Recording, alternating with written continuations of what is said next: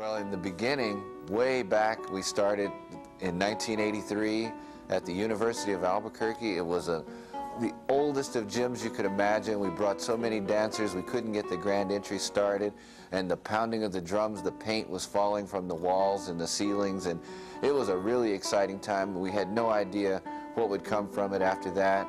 We moved from there to the horse arena, and that wasn't very good either because there was so much dust and dirt. Everyone had a good time, everyone enjoyed it, but they left with one great souvenir, which was bronchitis.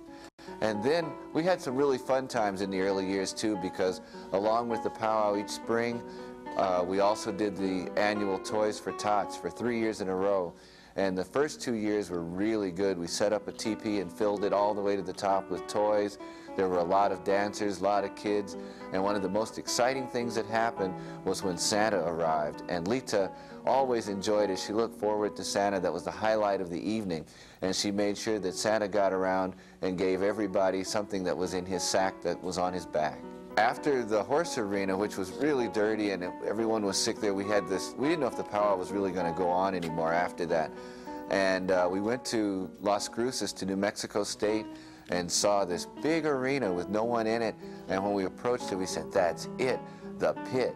And the very next year, 1986, we moved into the pit and has become the home of the Gathering of Nations ever since. It was so big, we had no idea how we would ever fill it. 20,000 seats it had at that time, and we didn't know anything about where we were going to get all those people or how we'd advertise for them or anything.